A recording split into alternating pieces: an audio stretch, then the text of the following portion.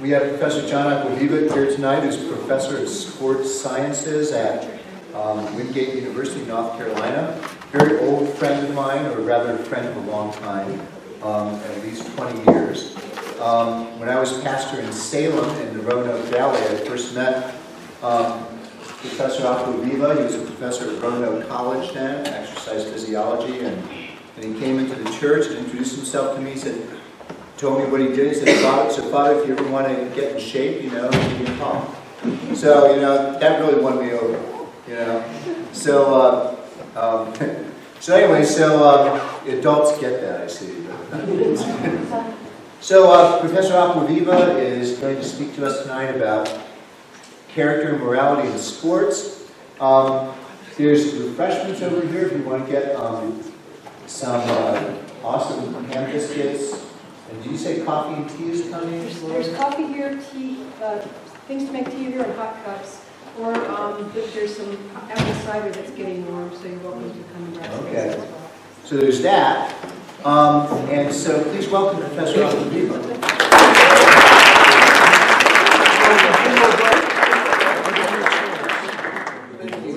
By the way, the whole week that you've heard about this talk, it was promoted as Sport and Virtue. It's interchangeable with the title that you see up here. It's just a kind of a quicker, neater way to say it. But to a lot of people, this makes more sense. In 2004, 1 year before the death of our great former Pope, St. John Paul II, he instituted one of the last really important offices of the Vatican. And this office is called the Office of Church and Sport. And the reason that John Paul II instituted this church, it was an office of the laity for, in other words, for you, for the faithful, for not just Catholics, but for all peoples. And the reason he instituted it was for two primary reasons. One, he was a former athlete himself, and he was active up until the days he had a hard time walking. The second reason he did it, and more importantly, he fully understood how important sport is in our society. And when I say our society, I don't just mean the United States, I mean the entire world.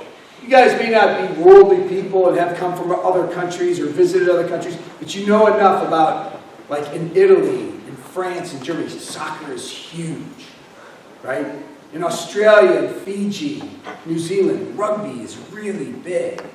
Places like Japan and Korea, United States, baseball is big, right? It's part of our culture.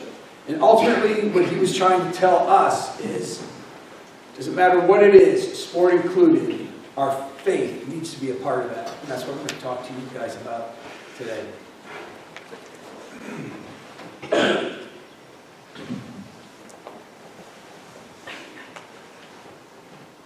Look at the data on that. And I put it fairly small, but the focus not necessarily on who said it, but on the comment itself. But if you see from Pope Pius the 12th back in 1945. In other words, didn't start or end with John Paul II. Read along with me.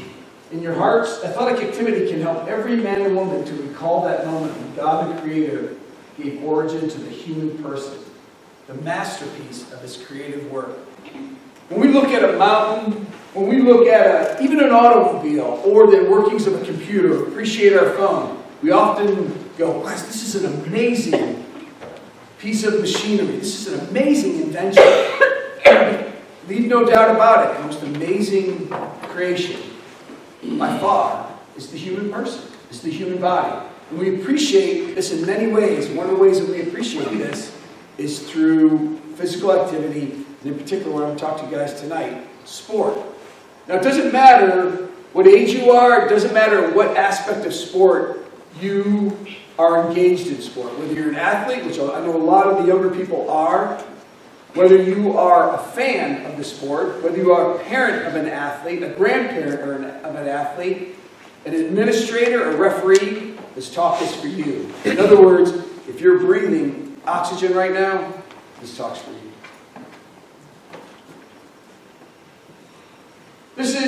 I'm going to show you three different pictures of working on this last part of this quote, the masterpiece. That's Dwight Howard, great basketball player, currently for the Charlotte Hornets. And he was called Superman, and so during a dunk contest, he kind of donned on the cape. But that's one of the true great things of sport, is the dunk, right? He's jumping from the foul line, he's literally in flight, almost like a superhero. But this is a thing of beauty, and it was captured, and everybody, even if you don't really like basketball, something like this, you go, that's pretty cool. Like, that's a pretty cool shot, and to do something like that, to jump from the foul line, which is 10 feet away, it's pretty impressive feat. Another one. What I tend to think is maybe some of the most skilled athletes in all of sport, the wide receiver or the running back, when they make a catch, sometimes the ball's coming 50 or 60 miles per hour, sometimes it's wobbling, there's usually a defender on them, sometimes even creating an infraction, in other words, some type of pass interference. And they not only catch the ball, but they keep both feet in bounds. And even a casual fan of football can appreciate when you see this. In today's culture of football, where there's that instant replay in 4 or 5 different angles, in super slow motion, they will show his feet and his hands, and the referee will look at it, sometimes for 2 minutes, they'll get back on the field and they'll say, after further review, the call was correct. He actually caught that ball. And if you're not quite sure how difficult this is, do this, having somebody toss the ball underhand to you, let alone coming at you from 50 or 60 miles an hour, sometimes within just 10 yards away. It's a beautiful sight in sport. And for the soccer fans out there, I put this in there. What's this called when a soccer player does this? Tricycle? Close? It's a bicycle kick. Yeah, this is the most difficult shot in all of soccer. And it's one of the most beautiful things to see an athlete do. This is one of the reasons why we love sport, isn't it? These 3 pictures kind of identify why we love sport. They're doing difficult things, and even if we don't really understand it and have never done it, there's usually a certain level of appreciation. We just go, that's pretty amazing. And God has given us this body to do these amazing things. However, there are rules and there are things that God asks us, and this is through this language of the Pope, and in particular, the Catholic Church.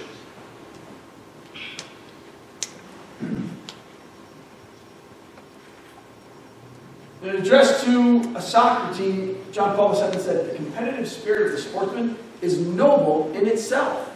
Just being a competitor. In fact, sometimes people say they're too competitive or they're really competitive. As long as we channel that the right way, that's a compliment. Think about if you and I were playing chess, or checkers, even better. Checkers. But I didn't try. You would go, dude, you don't be jumping every time here. At some point you'd say, I'm trying. And this is one of the things that makes games and sport in particular beautiful. There's a defender. I'm going to keep you from getting right there. I'm going to keep you from getting the ball. And this is what makes sport great. And one of the things he's saying, it's a noble thing. It's not just a good thing. It's like the best compliment of all. It's a really good thing. John Paul II also said, sport runs the risk of degrading man if it is not based and supported by the human virtues of loyalty, generosity, and respect for the rules of the game, as well as respect for the player. Like so many popes and like so many times John Paul II did, well said. Right? In other words, it is a noble thing. Competition is great. It can be a beautiful thing, but we can also degrade it, and man degrades himself and kind of insults humanity when we don't do these things. These are just a couple of them. Now, we all play a role, as I mentioned. The athlete, coaches, administrators of sport,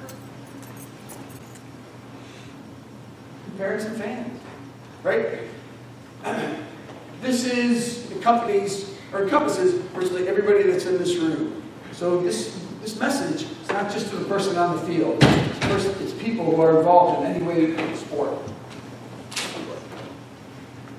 Researchers over the years have talked about what is character, and they related it to sport. Let's talk about some of those things. This goes under the categorization of social character. So let's take a look at these. These all sound pretty good, don't they? Self-sacrifice, teamwork, loyalty.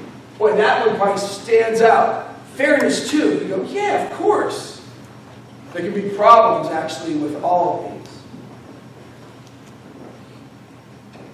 Then there's moral character. Honesty, respect, responsibility, forgiveness, and discipline. Now, these are some of the terms that the Pope used. And he even used one of the other ones, but we'll talk about how that can be problematic. Now, the point here is, and I'm going to just cut right to the chase or the end of my talk, that they need to join together. If they stand separate, it doesn't have as much value, it doesn't have as much meaning. Let me give you some examples.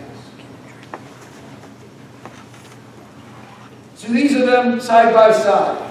But the best way, these are just words up here on the screen, but the best way is to bring them out, flush one of them out, or a couple of them out, to show you how it seems like a good word, like loyalty and fairness, seem like a good word, seem like good traits to have as an athlete, or as a fan, or as a coach or administrator, but they can not only not be good, they can be deadly to sportsmanship in general.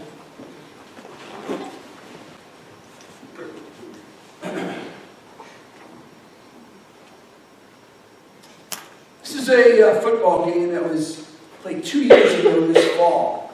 It happened in high school. It happened in the state of Texas. It involves the two defensive backs. They're standing behind the referee and to the left and right of him. Does anybody know what happens after the play begins? Anybody remember what happened? What do you think happened? They charge at the referee.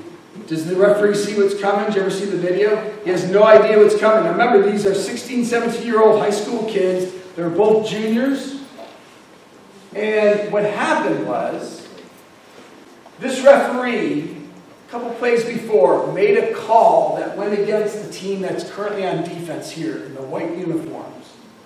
And it hurt them in their field position. And one of the assistant coaches for the team in white said, "Take care of that referee." And raise your hand if you've seen the video of this. So only a handful of people have seen it. He gets hit by these guys wearing pads, remember they have full helmets on, and they come charging at him from, you guys would agree with me, that's about 10 yards away. And they come at him almost full speed, and they hit him without him having any idea he's about to be hit. And that's, of course, when you're most vulnerable. The coach and the players did it because they thought it was fair. In other words, you did this, so therefore, I can do that. Right? We hear the word fairness, we tend to go, that's a good word. I play by the rules. I play, it's fair. Right? But what they did was, it was a criminal act. In fact, there are some people that tried to take the parents of those children to court for assault. The head coach actually kept his job, but the coach who ordered that, the defensive coordinator, the defensive coach, was actually removed. In fact, he resigned before he got fired. There's another act of fairness, so to speak. I had a tennis player in one of my classes 2 years ago. She's playing on Division II, Wingate University. It's Division II. She was one of the better players on the team. And she was talking to me about how they call the game. And you guys might know this. Are there any high school tennis players in here? So who makes the calls? You're on the high school team? Who makes the calls when you're playing in a match? Yeah, the players do. You guys probably know that. It's too much to have the high school or even the college afford a referee for each court because there's so many games going on. So there's one referee assigned to all, and they just roam, and they just address questions or problems that the players are having. And this one particular female athlete was playing on the tennis team, and I was talking to her about this, and I said, "Is it ever a problem?" And she looked at me like, "Boy, you know nothing about this, do you?"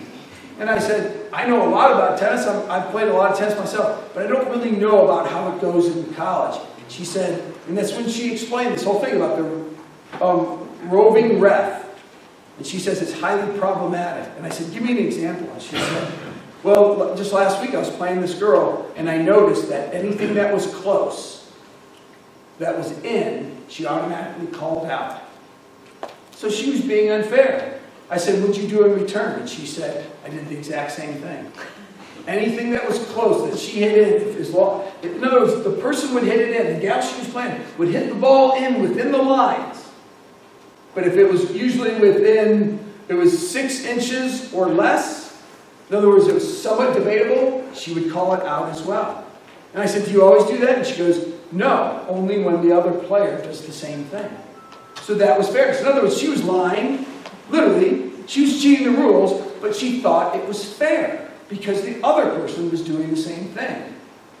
And that, you could easily define that as lack of insight, lack of ability, and of course there was character flaw, right? She said, I'm just going to do what she does.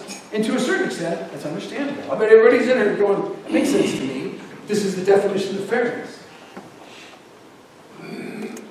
The picture's not big enough for you guys to recall this, but this is the Pittsburgh Pirates playing against the Washington Nationals. And 2 years ago, with a great pitcher who won the Cy Young this year for the Washington Nationals, Max Scherzer, had a perfect game going in this game.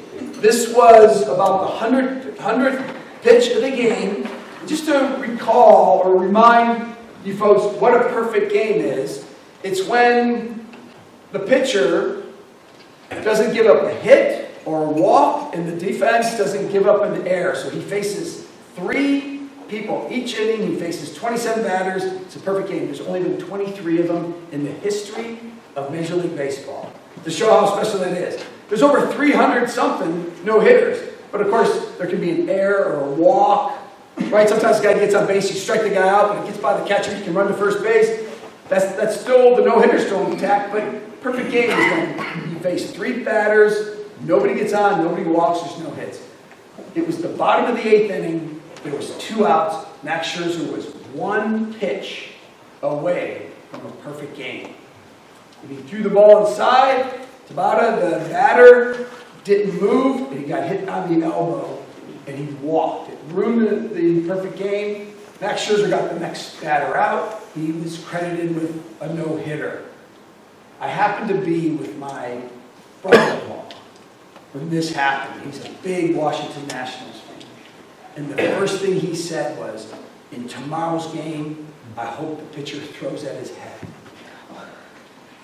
He was so angry. He goes, in tomorrow's game, I hope the pitcher throws at Tabata's head.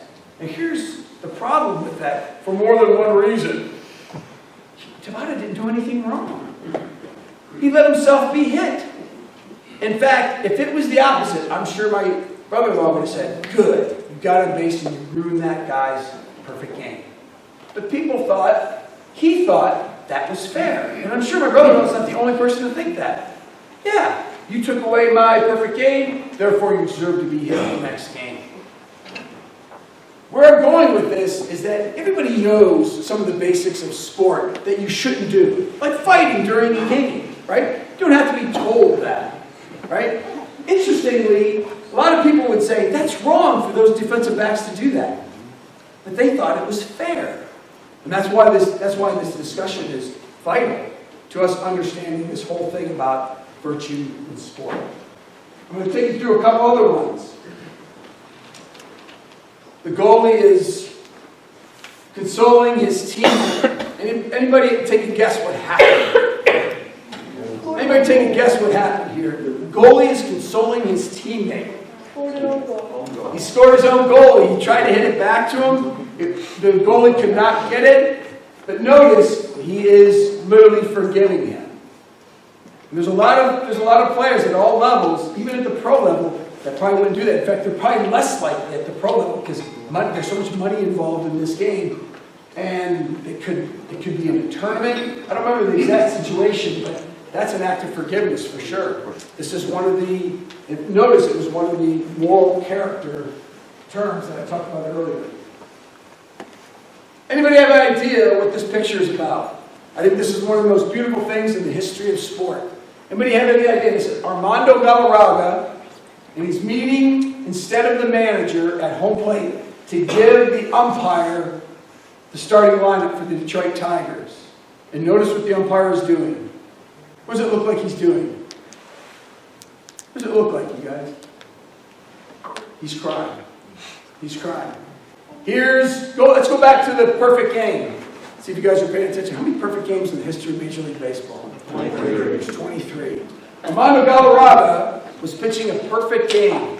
He had one more out to go. And they were playing in Detroit. He had one more out to go to be the 24th, or at the time, the 23rd player to ever throw a perfect game. There was a ground ball to Miguel Cabrera at first base. He underhanded it to Galarraga covering first base. Clearly caught the ball, clearly stepped on the bag before the runner got there. This umpire, Jim Joyce, was first base umpire that day, and he goes, safe. And Armando Galarraga went like this, and he smiled, and he went, okay. And he walked back to the mound, got the next batter out, and threw one hitter. The next time this umpire came into town for a game, Armando Galarraga said to Jim Leland, the manager of the Detroit Tigers, can I go out and give the lineup card? And the first thing he did was put his hand on his shoulder. He didn't even say anything to him. He was just letting him know, just made a mistake. You weren't out to get me. He just made a mistake. There's forgiveness there. And it was so powerful. Watch the video. He can't help himself. He cries uncontrollably. Because think about this.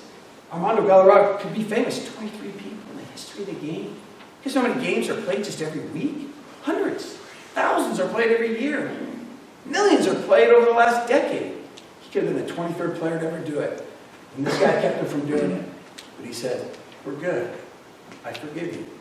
And everybody in here knows the sacrament of reconciliation and knows the power of it. It's truly one of the best feelings we can experience. And I'm so glad when priests like Father Gregory mentioned it during Mass, as he did tonight. Experience reconciliation this Wednesday. It's beautiful. And that umpire experienced that. And it was a great moment. And I call it one of the best moments in the history of sport. This is another one that happened on Monday Night Football. You can never tap the ball in the end zone. You have to try to grab it. If it goes out of your hand, and it costs the Detroit Lions a football game, and look where the umpire is. He is right there looking at it, and he said he did not tap it. Look at that. Does it look like he's tapping that ball or what? If you watch the videotape, he clearly taps it. You can't do that. And the Lions lost the game. It was a really close game. And the reason I have this is, as fans, think about how many times we have to forgive. Literally. It'd be interesting to take a little poll here. How many people in here, you can keep your hands down, but it'd be interesting to say, how many people here are fans of a particular team and you really want to see them win? And we can define that 100 different ways, but I bet most of you guys would raise your hand. You go, I really like to see them, and when they don't win, you experience that, right?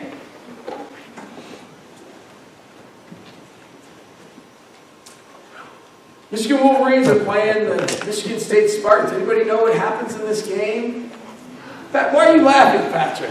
I haven't been a Michigan fan, but why are you laughing? Do you remember what happens here? I do. Set up the. I'm a Notre Dame fan, so anytime Michigan doesn't win in the end, I chuckle a little. Got it. I thought we were friends until that moment. I didn't say I was an Ohio State fan. Yeah, but it's almost. So 7 seconds left on the clock. Michigan is winning. Yep. In front of how many people in Michigan State? 46 billion. Yes. And the biggest home field. All they have to do is punt the ball off, and clock runs out. Game's over. What happens? The snap goes wrong. Punter bobbles it. And what's he do? Gets it again. Tries to punt it again. And instead, it lands in a Michigan State player's arms, who then sprints down. Time has already expired, but the play's still going, and he lands in the end zone to win the game for Michigan State. For Michigan State. That was well. He should be a football commentator. That was well stated. The reason I have the biggest picture here for forgiveness is we need to forgive this player, O'Neal. On social media, he was lambasted. And one of them to quote was, "Please, O'Neal," this is a Michigan fan, by the way. So please, O'Neal, go into the training room and drink a glass of chlorine. Because he was so upset. Michigan was ranked like 9th at the time. Michigan State was ranked 5th. It was a huge game, national spotlight. And all he had to do was punt the ball. The game would have been over. And he accidentally threw it right into the hands. Guy ran 50 yards, scored winning touchdown with no time remaining. The reason I had the picture of the father and the son is just a depiction of we have to forgive. And think about it, we don't do that, especially when somebody does something wrong in a game like that, how that sours our heart, right? That's the whole thing.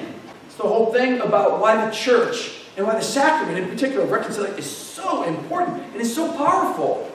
We release that anger and that frustration and that hurt. And we want to do the same thing in sport. And there's a whole lot of people that don't.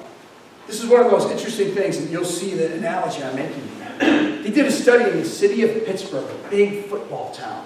The Steelers, right? Winners of numerous world championships. They did this study. And a sociologist did it because she saw a correlation. And the correlation was on Sunday night, the night of a Steelers loss, during the fall, was when they had the most calls for wife battery. That's a big statement. You want to take your anger out on something, or in this case, somebody. That's a big, powerful statement. That's true, what I just mentioned. All right. Here's the problem. We all want to win. If I'm playing you in checkers, I want to win. You're mistaken if you and I sit down for chess or checkers, and I'm not going to try to win that game. But the big thing is we tend to associate us being winners with winning. And further, we associate with losing with being a loser. And I've known the opposite, I bet you guys have too. So I know a lot of people who win all the time, but they lack morals, virtue, and character. And I've known people that on their teams, they lose constantly. And they're what we call good losers. But too many times, our pride comes into play and we feel that we only have value within our sport and ultimately within our schools, within our teammates, if we win. And of course, it's not the same. That's not what God asks. God asks, just try your best. That's what a good coach will say. That's what a good administrator will say. That's what the referee will say to you. It was a good match. It was a good game. We can't win every time. There's two teams. Unless it ends in a tie, which is rare, somebody's going to lose. But we get into trouble the very first time that we start to think that every time we win, we're a winner, and every time we lose, we're a loser. The two should have no correlation. Other problems. Right? This is a big deal within professional sport, but also college sport as well. Right? It generates a lot of money. Even at the high school level, winning generates a lot of money. There are schools down in Texas that have 20,000 fans for a high school football. Those kids go on to play college ball and play football to a fraction of that many people. If you don't think that high school is bringing in a lot of money, right, then this fuels the desire to win. This goes back to our whole thing about moral and social character. The feeling the need to choose between the two. In other words, we think that loyalty or, on the other side, forgiveness, that they compromise one another. You don't have to choose between. In fact, we should select the values and the characteristics of both sides. And I'm going to come back and I'm going to show you guys that list so we can wrap this up. Also, I hit this twice, but it's a prep for corporate America. In other words, you need to win in business, and sports does that. And that's why if you are a successful athlete, especially in college, or if you go on to the professionals and you become a professional, you go apply for any job, you can run like a caveman, they'll probably hire you. Because if you've been in the Super Bowl, they'll go, I'll hire that man. He's a winner. And that's what we were talking about earlier. And sometimes corporate America says we want people who play sports, and in particular, people who won when they played sports. Where again, it's not necessarily a correlation between the two. Other thing is, teaching virtue and applying it is not seen as a priority. In other words, some coaches will literally say, I don't care about forgiveness, I don't care about respect for the teammate, you just go out and win. Now here's the thing, you can have a good coach, you can have good practices, you can have all these things in order, but still be forgiving and still respect your teammate. How on earth does respecting your teammate compromise your desire to win? There's no compromise there. You can do both. And that's what God is asking us, to do both. But it doesn't compromise it. And that's the key part of this conversation.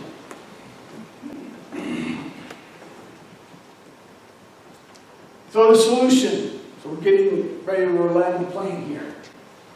Understanding both of those lists, which I'll come back to here in a minute. Practice, display moral character. A friend of mine, it's a more professional colleague. He is Dr. Bill Thierfelder. He's the president of Belmont Abbey College. It's actually the only Catholic college between Richmond, Virginia, and St. Augustine, Florida. It's in North Carolina, not too far from where I teach in Charlotte area. And Thierfelder told me that one of the ways that he brings morality and character into the sporting situation is that, for instance, he said, if somebody on the soccer team gets a red card, he wants to see him or her and their coach before midweek. So if it happens on a Saturday or Sunday, he wants to see both of them. He doesn't punish them, but he just asks them what happened. And of course, just by meeting him, he says, I expect for this to never happen again. Especially if the card was just. Because that he finds out that information. And this is somebody who cares about the profile of the school. And there's something to be said about that. Some coaches don't. Some administrators don't. They're just like, just go out and win. Whatever it takes. And of course, the whatever it takes part leads us down paths of doing stuff wrong or wrong. Lacking virtue.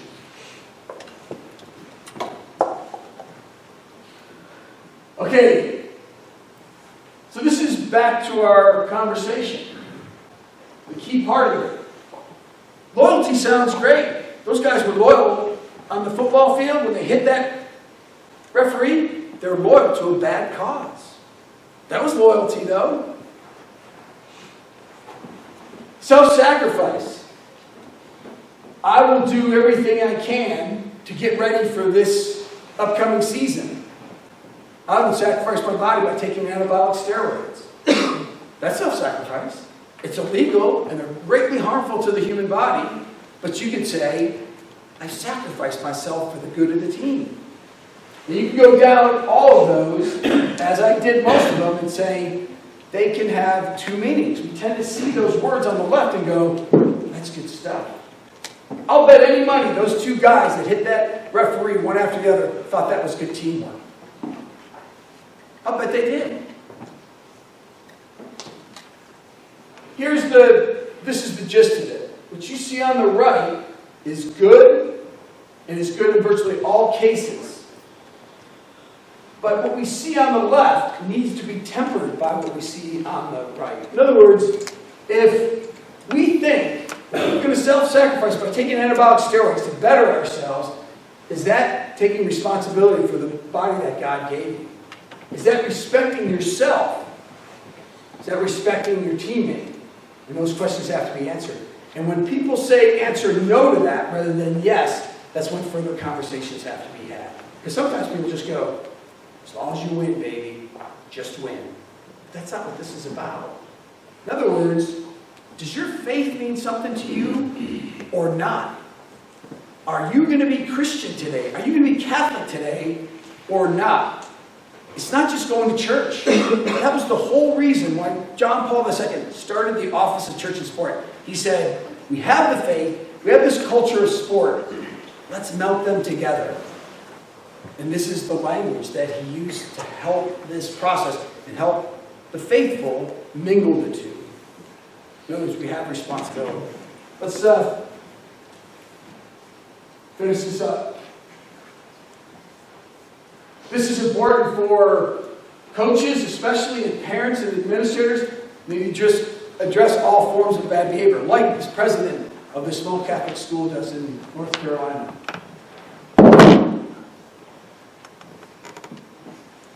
I already talked about that, so I'll move on. Some final thoughts. Competition.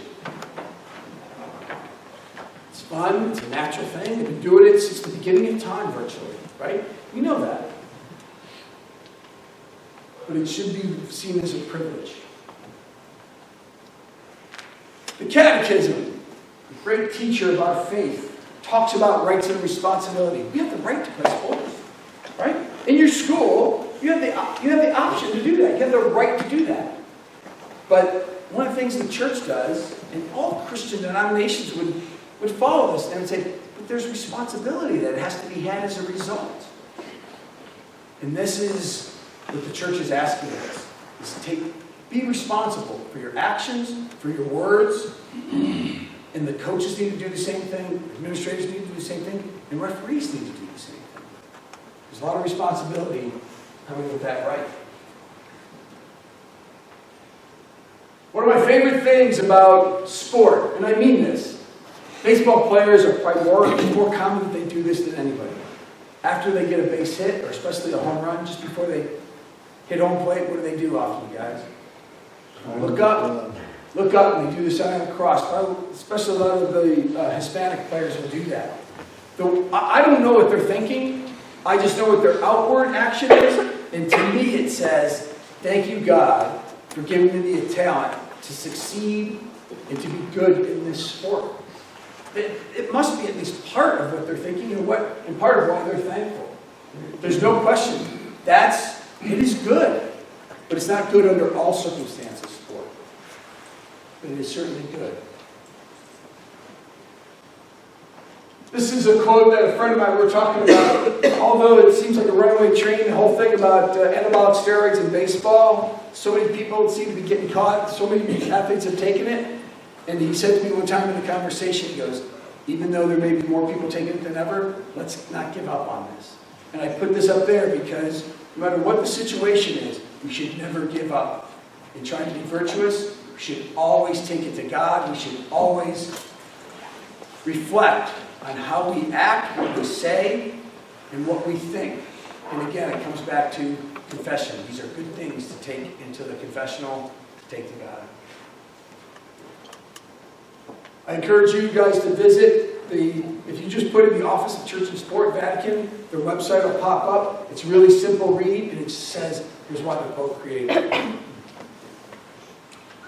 I talk about this each and every week on Catholic radio. I've been granted this wonderful opportunity.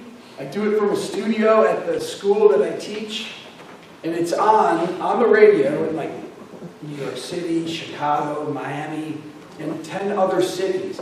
But you can stream it. And it's simply called Faith in Sport, Radio Maria, Catholic Radio. It's on every Monday at 2 p.m. I know you guys are all in school at that time, but a few days later, the podcast is up. It's neat. I've gotten the chance to have some really neat guests on there. It's a sports show, and every once in a while we weave character, morality, and virtue into it. I'm going to hit a button again, but I think that's it.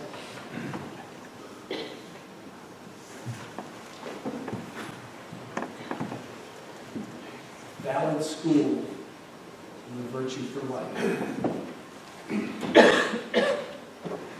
Gosh, normally I try to get people to smile a little more than I have today. This was such a serious conversation. I found myself getting serious. So my apologies, but I hope I brought some good takeaway moments. This is a great time. This must have spurred some thought, or a comment, or a question. Anything that you guys want to address. If nothing else, just say to the group or ask me about it. Yes, sir, back. So, my name is Mike Shaver. I'm a parishioner here for about 6 years. And, Great. I guess the latest thing, the first thing that comes to my mind, I'm a huge fan of NCAA basketball. Yep. The recent thing with the high school players who come to visit that. So I'm curious as to your thoughts on that in general and how it relates to your topic tonight. Yeah, well, no, it directly relates to this. Whether we think players should be paid at the college level, like this is a big debate. We talk about this on my radio show regularly. Should college players be paid? You guys might have your own opinion about it, but the fact is that it's a rule that's instilled now, right? If you guys are driving and the speed limit is, say, 25 on your street, and you get caught today going 27, that's speeding. Even if tomorrow they raise the speed limit to 30. It said 25. And that's what I would say about paying college players is it's the rule that's in place. They may change that someday. I actually don't think they will. I think they will just maybe make more full scholarships, which they've started to address. But it is against NCAA policy to pay players to come to a school. And as clear as anything in the NCAA rules, and all coaches know this, and so they deserve to be punished because it couldn't be more clear. They're breaking the rules. Again, we may change it in the future, but right now it stands. And actually, I've written a long paper, a 25-page paper with a colleague on why we shouldn't pay college players. There's a lot of good reasons. By the way, there was a group about as big as this, and I said, is there any comments or questions? And I'll just never forget this. And I was in Ohio with this parish last year. I said, is there any comments or questions?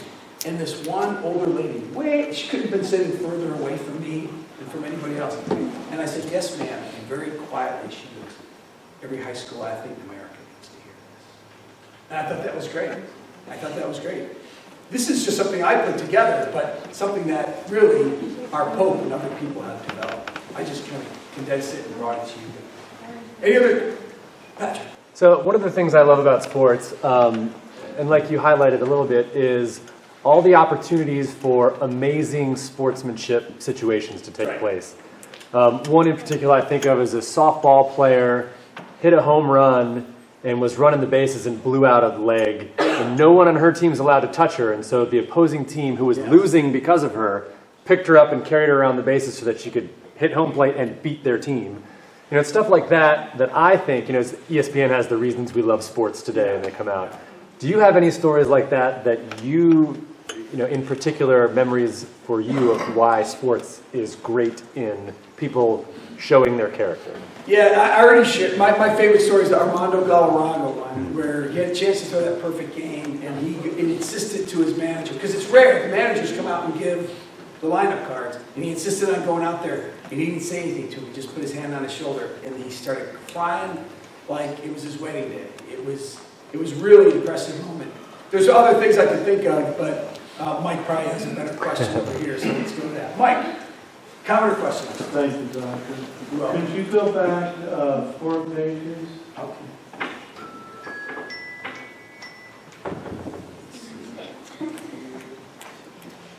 Show me which one. Okay. Solution, what is character? Yeah. This one here. Yeah. What is character?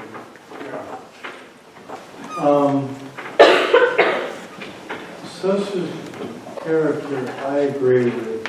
Self-sacrifice, teamwork, loyalty, perseverance, and kindness.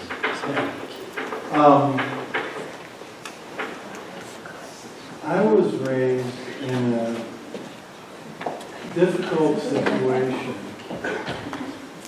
and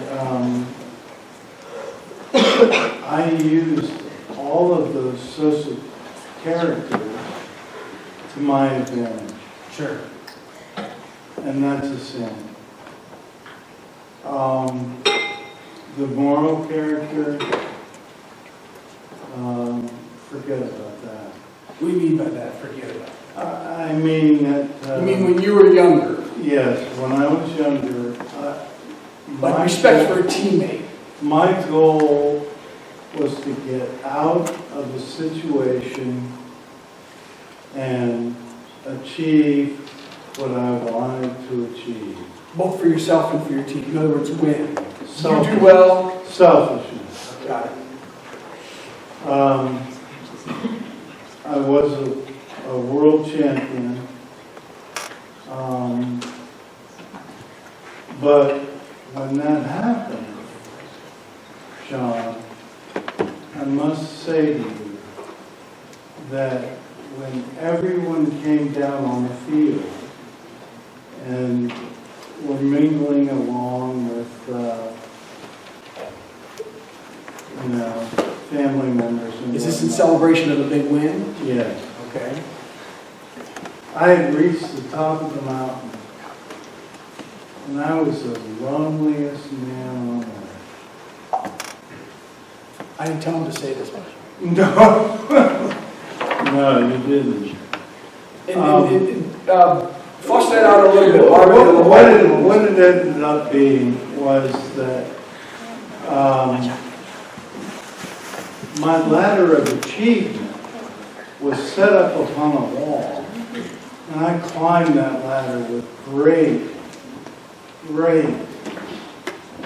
fortitude and determination. And when I reached the top, I realized that my ladder was leaned against the wrong wall. Good analogy.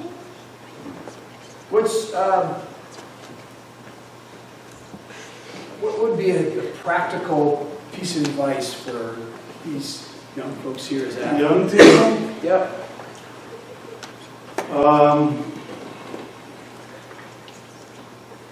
I guess, first of all,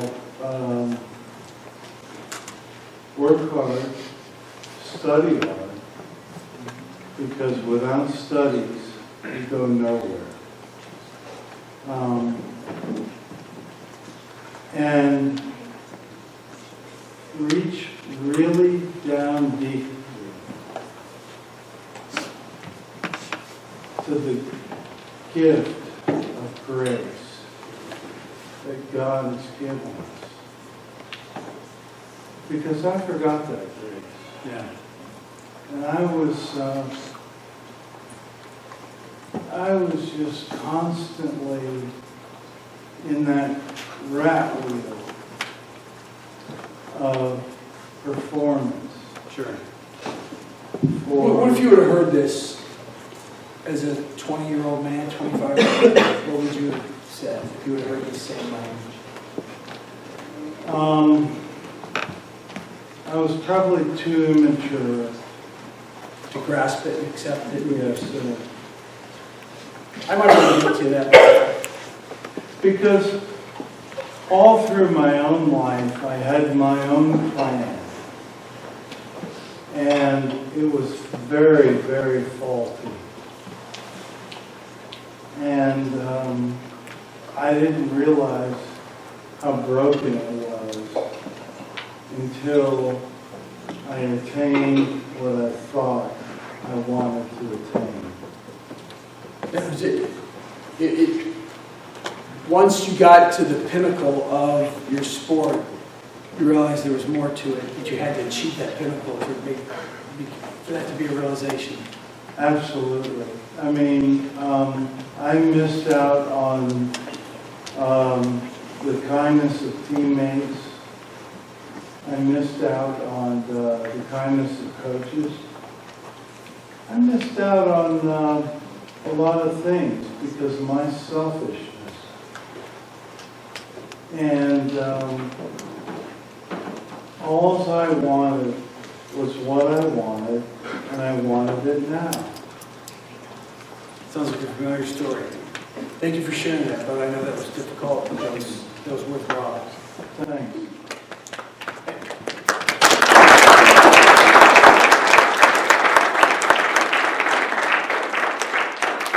Any other comments? Boy, I'd love to see the bubbles above your head like this was a cartoon. Other than, can we go now? Or are there more cookies over there? But is there anything else? Yes, sir. Just a question about how young people can create a network of support from their fellow teammates and look for good coaches. Some examples of that? Or Well, that's one of the purposes and one of the reasons I respect Fellowship of Christian Athletes. They attempt to do this, but a lot of times they don't make a combination between the two. It's kind of separate. It's almost like going to church and then they have practice and games and so forth. There's no doubt about it that finding like-minded people on your team helps, but the biggest single factor, and this is the easiest thing to say, but the most difficult thing to do, is to get a coach and coaches that believe in this philosophy, because it's going to bleed down from there. And they're the ones, even though it's going to happen, bad sportsmanship and some of the stuff on the left, it needs to be tempered and guided by the adult in the situation. Parents are really important as well, but study after study shows the most respected person in the athlete's life, and the person that has the attention more than the parents do of the athlete in high school and in college, is the coach and the coaching staff. And that's why there are programs, for instance, one out of Notre Dame called Play Like a Champion Today, and they go from diocese to diocese every single weekend, trying to, and all they minister to are coaches and parents. There are no athletes there. It's just coaches and parents. Because they want to bring this to the field. That's the whole point of it. Play Like a Champion Today, it's called. Any other comments or questions?